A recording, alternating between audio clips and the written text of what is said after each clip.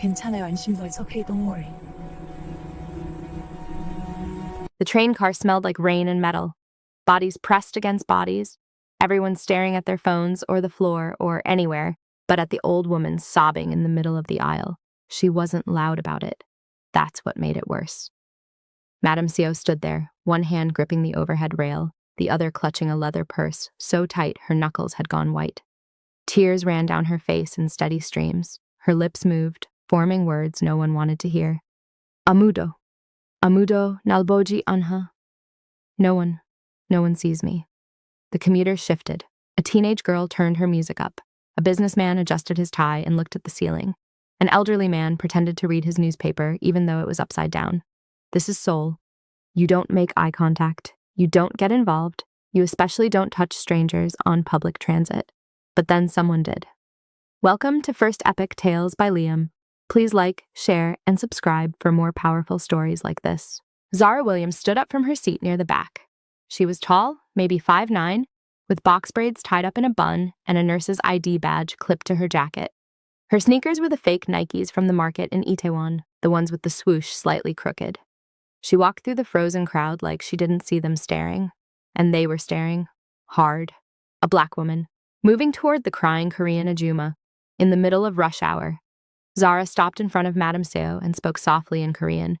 괜찮아요. 제가 있어요. It's okay. I'm here.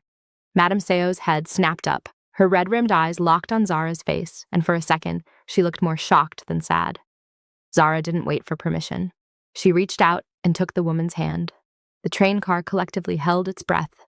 Then Madame Seo collapsed forward into Zara's arms, sobbing harder now, but quieter somehow, like she'd been holding it in for years and finally had somewhere to put it. Zara wrapped her arms around the older woman and held her. Just held her. She didn't say anything else.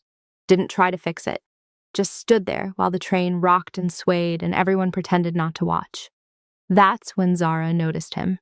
Standing near the door, arms crossed, was a man in his late 30s. Black dress shirt, dark jeans, ink crawling up his neck and disappearing under his collar. His face was blank, but his eyes weren't. He was staring directly at her, not angry, not grateful, just watching. The train slowed. Doors opened at Gangnam Station. Madame Seo pulled back, wiping her face with shaking hands. She whispered something Zara didn't catch, then the tattooed man stepped forward and gently guided her toward the exit. Before they left, Madame Seo turned back.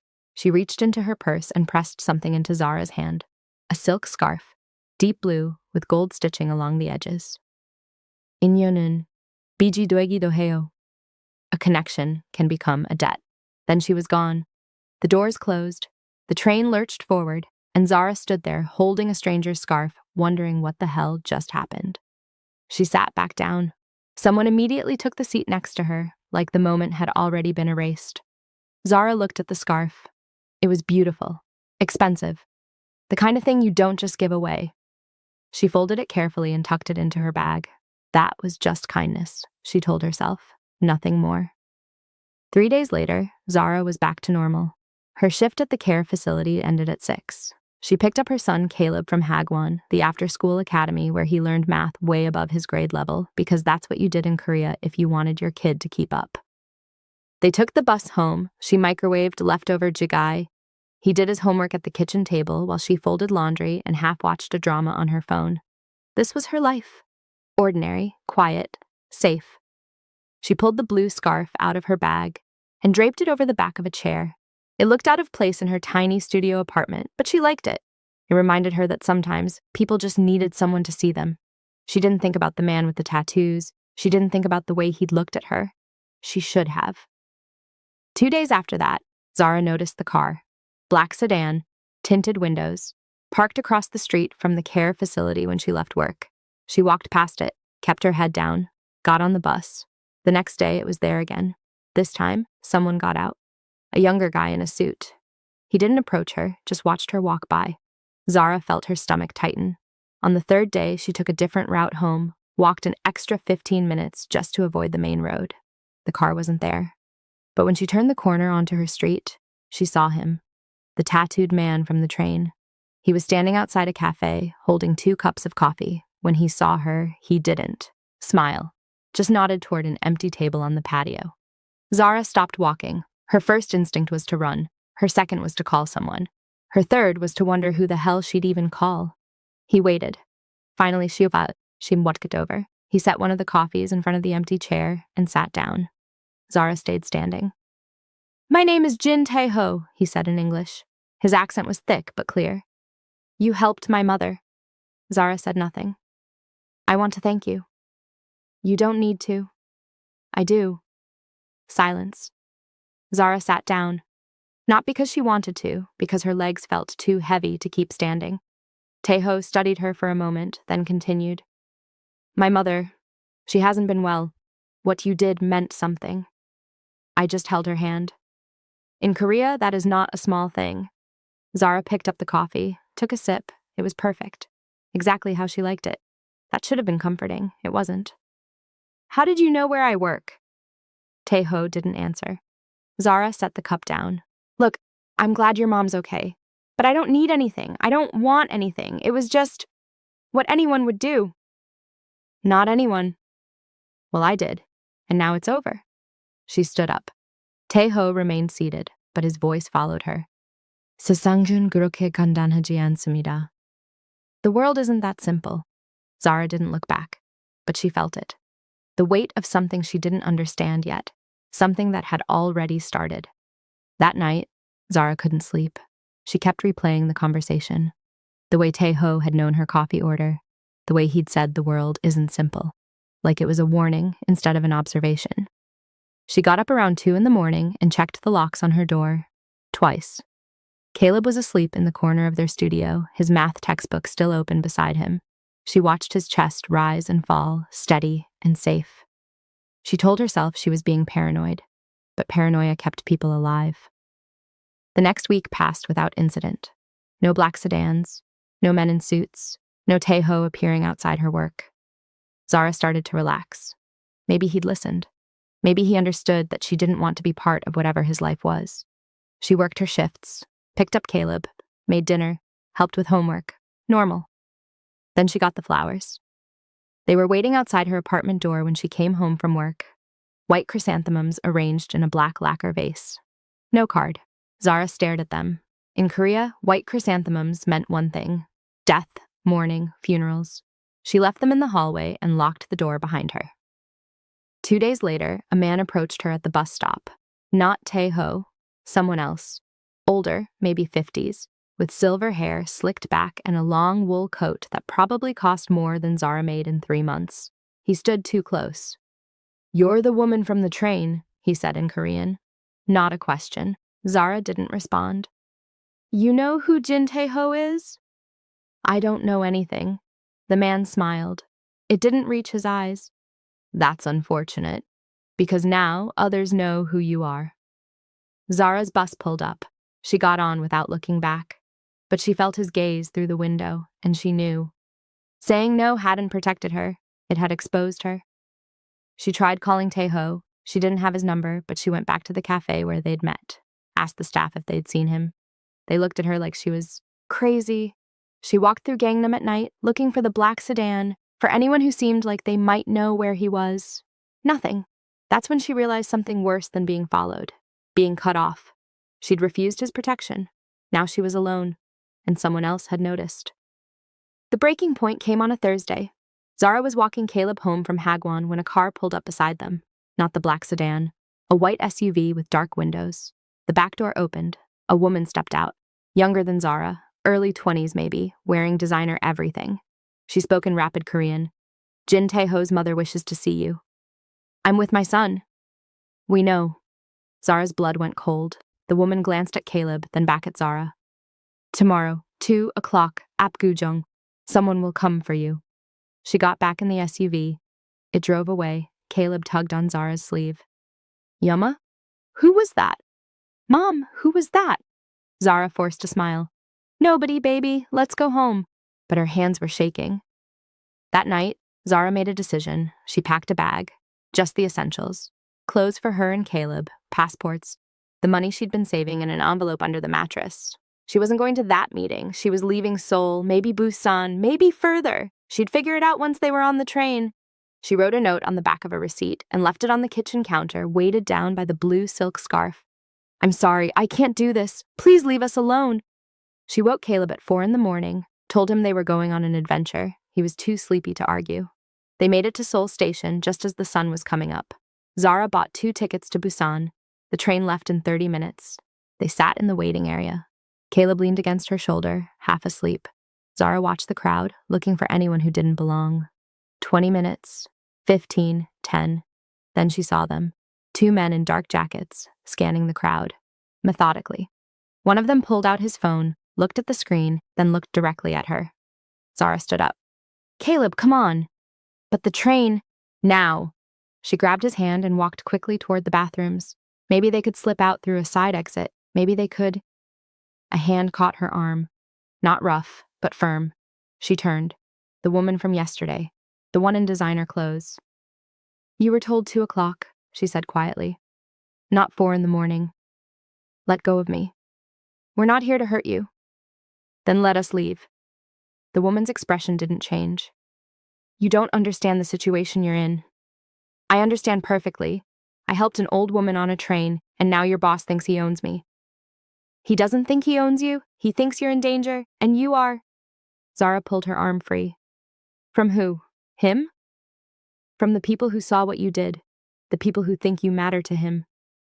"I don't. They don't know that." Zara looked at Caleb. He was scared now, wide awake, holding onto her jacket. The woman followed her gaze. "There's a car outside, black sedan. You get in, we take you somewhere safe until this is handled. Or you get on that train, and by the time you reach Busan, someone else will be waiting." "You're lying." "Test it if you want." Zara's throat tightened. She looked at the departure board. The Busan train was boarding. She looked at the exit. Daylight, freedom, maybe. She looked at her son, and she got in the car. The car didn't take them to Apgujeong. It drove south, away from the city center, into neighborhoods Zara didn't recognize. Industrial buildings gave way to walled estates. Trees lined the streets. Everything looked expensive and empty. Caleb pressed his face against the window. "Where are we going?" Zara didn't answer because she didn't know. The woman in the front passenger seat typed on her phone. The driver said nothing. Classical music played softly through the speakers. 20 minutes later, they stopped in front of a traditional Hanok house. High wooden walls, curved tile roof, a garden visible through the open gate. "Out," the woman said. Zara hesitated. "Your son stays in the car." "Absolutely not." The woman turned around. Her face was still blank, but her voice softened slightly. "He'll be safe, I promise. But this conversation is not for children." Zara looked at Caleb. He was trying to be brave, but his hand was gripping hers so tight it hurt. She leaned down and whispered in his ear, "I'll be right back. 5 minutes. You count to 300, okay?" "Mom, count slow. I'll be back before you finish." She kissed his forehead and got out of the car. The woman led her through the gate into a courtyard. Smooth stone paths, a small koi pond. Everything silent except for the sound of water trickling from a bamboo fountain. They entered the main house. Inside, it smelled like green tea and old wood. And there, sitting on a low cushion near the window, was Madame Seoul. She looked better than she had on the train. Her hair was neatly pinned. She wore a pale blue hanbok, but her eyes were still sad. She gestured to the cushion across from her. Zara sat. The woman who'd brought her bowed slightly and left the room, closing the door behind her. For a long moment, neither of them spoke. Then Madame Seoul poured tea into 2 small cups. She pushed one toward Zara. "You tried to run," she said in Korean. "I tried to go home." "This is not your home." Zara didn't answer. Madame Seoul sipped her tea. "My son told me you refused his help." "I don't need help." "You have a child." Zara's jaw tightened. "Don't." "I'm not threatening you. I'm telling you the truth. You showed me kindness when no one else would. That kindness created a debt. In my world, debts must be repaid." "I don't want repayment." "It doesn't matter what you want. Others saw you. They know you touched me. They know Tae-ho spoke to you. Now they think you're leverage." "I'm nobody." "You were. You're not anymore." Zara set her cup down too hard. Tea sloshed over the rim. "So what? I'm just stuck? I help one person, and now I'm trapped in some gangster bullshit I didn't ask for? Madame Seo didn't flinch. Yes. The simplicity of it was worse than any threat. Zara stood up. I'm leaving. I'm taking my son, and I'm leaving Korea tonight. You won't make it to the airport. Watch me. Min Kwan will stop you. Zara froze. Who? Madame Seo's face darkened. My husband's brother, Taeho's uncle. He runs the east side. He's been looking for a way to weaken my son for years. You gave him one. I didn't give him anything. You gave him a reason to act. Madame Seo stood slowly, her hanbok rustling. Min Kwan believes power is taken, not earned. He sees you as a tool, and tools get used until they break. Zara felt her knees go weak. She sat back down. What does he want? To prove Taeho is soft. To show that my son's protection is meaningless. If you die, Taeho looks weak. If you live under Min Kwan's terms, Taeho loses face. Either way, we lose. So let me go. Tell everyone I mean nothing. They won't believe it now. Zara put her head in her hands. This is insane. This is the world you stepped into. I was just being kind. Madame Seo's voice softened. I know. When Zara got back to the car, Caleb was on 247. She pulled him into her arms and held him tight. The woman got back in the front seat. We're taking you somewhere safe, a hotel. Taeho will meet you there tonight. And then what? Then he'll handle it. How? The woman didn't answer. The hotel was in Gangnam, top-floor suite, 2 bedrooms, floor-to-ceiling windows overlooking the Han River. Caleb explored the rooms like it was Disneyland. Zara stood by the window and stared at the city below. Her phone buzzed. Unknown number, she answered. It's me, Taeho said. Where are you? Dealing with it. Your mother said. I know what she said. She's right, but I'm going to fix this. How? Silence on the other end, then. By giving Min Kwan what he wants. What does that mean? It means you stay in that room until I call you. Don't leave. Don't open the door for anyone except me. Taeho. This isn't your fault, but I'm going to end it. He hung up. Zara stood there with the phone against her ear, listening to dead air. Caleb called from the other room. Mom, they have a whole fridge full of snacks. She forced herself to smile, forced herself to walk into the bedroom and sit on the bed and pretend everything was fine. But outside, the sun was setting, and somewhere in the city, men were making decisions about her life. Decisions she had no control over. She thought about the train, about Madame Seo's tears, about the moment she'd decided to step forward instead of looking away. If she could go back, would she do it again? She didn't know anymore. 3 hours later, someone knocked on the door. Zara looked through the peephole. Not Taeho, the silver-haired man from the bus stop. He smiled at the camera. Open the door, Miss Williams. We need to talk about your son's future. Zara's heart stopped. She turned around. Caleb was gone. The balcony door was open, and standing outside on the ledge, barely visible in the dark, was another man, holding Caleb by the wrist. Zara's vision tunneled. She couldn't breathe, couldn't think, just stared at her son's face through the glass, his eyes wide with confusion and terror. The man holding Caleb wasn't rough about it. That made it worse somehow. Casual, like he was helping a kid cross the street. The silver-haired man knocked again. We're losing patience. Zara opened the door. He walked in like he owned the place. 2 more men followed. They checked the rooms methodically, opened closets, looked under beds. One of them unplugged her phone and pocketed it. The silver-haired man sat down on the couch, crossed his legs, waited. Zara stood frozen near the balcony door, watching the man outside adjust his grip on Caleb's arm. They were 15 floors up. The wind was strong enough to make Caleb's hair move. My name is Min Kwan, the silver-haired man said. I believe my sister-in-law mentioned me. Let my son go. In a moment. First, we talk. There's nothing to talk about. I disagree, Min said. Kwan gestured to the chair across from him. Sit. Zara didn't move. One of his men stepped toward the balcony door. She sat. Min Kwan smiled. Better, now. You helped an old woman on a train. Very noble, very foolish. Do you understand why? Zara said nothing.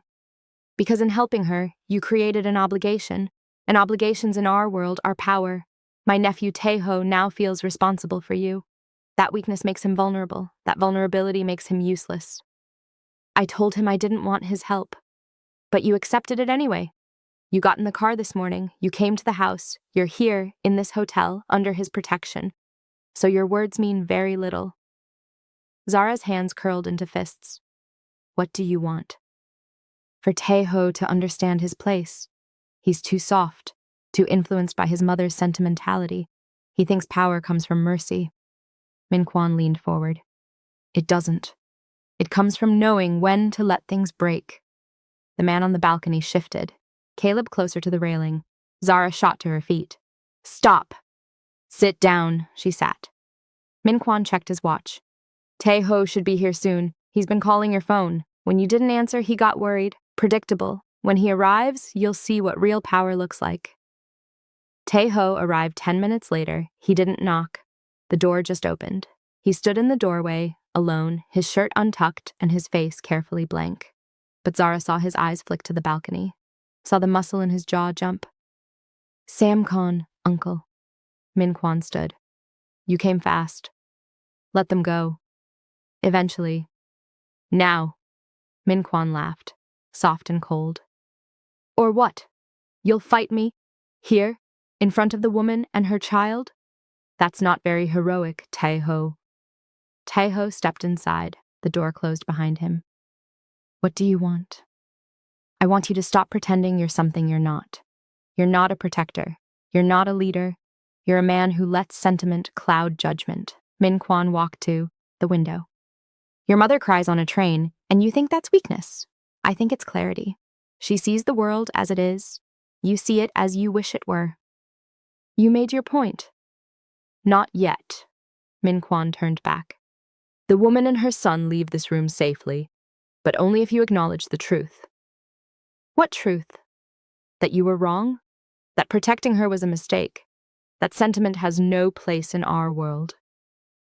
Min Kwan's voice dropped. Kneel and say it. Admit you were wrong, then they walk out. The room went silent. Zara felt her stomach turn over. Taeho didn't move. You want me to kneel? In front of her, in front of my men, in front of everyone who thinks you're strong enough to lead. Min Kwan smiled. Prove you're not. And if I refuse? Min Kwan glanced toward the balcony. Caleb whimpered. The sound was so small it barely carried through the glass. Zara stood up again. Don't. Sit, Min Kwan said without looking at her. Taeho held up a hand. She stays, standing. She's not part of this. She's the entire reason for this. No, I am. Taeho's voice was quiet, steady. You want me to kneel? Fine, but you let the kid come inside first. That's not how this works. It is now. The two men stared at each other. Finally, Min Kwan gestured. The man on the balcony pulled Caleb back inside. The boy ran to Zara, and she wrapped her arms around him, pulling him behind her. Taeho watched them for a second. Then he looked at Min Kwan. Say what you need me to say. Kneel first. Taeho's jaw worked. Then slowly he lowered himself to one knee. Not both, just one. Min Kwan's face hardened. Both. Taeho stared at him. Then his other knee touched the floor. The room felt like it was holding its breath. Min Kwan walked closer, stood over him. Now, tell her you were wrong. Taeho's hands were flat on his thighs. His head was slightly bowed, but his voice was clear. I was wrong. Why? Because I put sentiment over strategy. And what does that make you? Silence. Say it. Weak, Min Kwan smiled. Louder. Weak. Zara felt tears burn her eyes. She wanted to scream, wanted to tell him to stop, but Caleb was shaking in her arms, and she couldn't move. Min Kwan circled Taeho slowly. You see, this is power, not protection, not mercy, the willingness to humiliate yourself to save someone you barely know. He crouched down, face to face with Taeho. You've proven my point beautifully. Taeho said nothing. Min Kwan stood, brushed off his coat. You're free to go, Miss Williams. Take your son. Leave Korea if you're smart. Forget this happened. He walked toward the door. His men followed. At the threshold, he stopped. Taeho, stay down until we're gone, just to make sure the lesson sticks. Then they left. The door clicked shut. Taeho stayed on his knees. Zara couldn't move, couldn't speak. Caleb buried his face in her stomach, and in the silence, Taeho finally stood. He didn't look at her, just walked to the window and stared out at the city below. Zara waited 5 minutes before she spoke. You didn't have to do that. Taeho's reflection in the window didn't move. Yes, I did. He humiliated you. He let you leave. Caleb was still pressed against her, his breathing uneven. Zara ran her hand over his hair, trying to calm him, trying to calm herself. What happens now? She asked. Taeho finally turned around. His face looked older somehow, tired in a way that had nothing to do with sleep. Now you go, tonight. I'll have someone take you to Incheon. There's a flight to Los Angeles at midnight. And you? I'll deal with my uncle. How? He didn't answer. Zara felt something crack open in her chest. This is because I helped your mother. This is because my uncle wanted an excuse. You were just convenient. That's not better. It's the truth. She looked at him, really looked at him, and saw something she hadn't expected. Not anger, not shame, just exhaustion. The kind that came from carrying weight for too long. I'm sorry, she said quietly, as he don't be. I should have just walked past her. On the train, I should have. If you had, I'd still be dealing with Min Kwan. Just differently, and my mother would still be alone. His voice softened slightly. What you did mattered, even if it cost something. Caleb pulled away from Zara and looked up at Taeho. Are you a bad guy? Taeho crouched down so they were eye level. Sometimes. But you saved us. I put you in danger first. That's not what Mom said. She said you tried to help and your uncle's a… Caleb glanced at Zara. A bad word. Taeho almost smiled. Almost. Your mom's right. He stood and handed Zara a business card. Plain white. Just a phone number. Call when you land. Let me know you're safe. Why would you care? Because kindness deserves protection, even when it's inconvenient. They left an hour later, a different car, a different driver. Caleb fell asleep in the back seat before they even reached the highway. Zara stared out the window at Seoul passing by, neon signs, crowded streets, a city that had never quite felt like home, but had started to, somehow, until tonight. She thought about the scarf Madame Seo had given her, still sitting on her kitchen counter in the apartment she'd never see again. She thought about Taeho on his knees. She thought about the choice she'd made on the train, the one that had started all of this. Would she do it again? She still didn't know. 6 months later, Zara was back in Oakland. She worked at a care facility near Lake Merritt. Caleb was in 5th grade, thriving, making friends who spoke English, and didn't have to worry about Hagwons or keeping up with impossible standards. Life was normal again. Quiet. Safe. But sometimes, late at night, she'd pull up the news on her phone and search for stories about Seoul, about organized crime, about power shifts in the underworld. She never found anything concrete, just whispers, rumors. One article mentioned a leadership change, a younger generation taking control, more restrained, more strategic. She wondered. One afternoon, she got a package. No return address, just her name written in careful Hangul. Inside was the blue silk scarf, cleaned, pressed, folded perfectly, and underneath it, a single note in English. Thank you for seeing me. MS. Zara held the scarf for a long time. Then she folded it back up and put it in her dresser drawer. 3 weeks after that, Zara was on BART coming home from work. The train was packed, rush hour, everyone staring at their phones or the floor or anywhere but at each other. That's when she saw him, an older man, maybe 70, Korean, sitting near the doors with his head in his hands, shoulders shaking. People shifted away, avoided eye contact, turned up their music. Zara felt her chest tighten. She knew this moment, knew exactly what it cost. For a few seconds, she didn't move. Then Caleb, sitting next to her, tugged on her sleeve. Mom, that man's crying. She looked at her son, saw his wide brown eyes, his concern, and she thought about Taeho's words. Kindness deserves protection, even when it's inconvenient. Zara stood up. She walked through the crowded train car and sat down next to the old man. He looked up, startled, tears streaking his face. She didn't speak Korean this time, didn't need to. She just put her hand on his shoulder. "Hey," she said softly. "It's okay. I'm here." The man stared at her.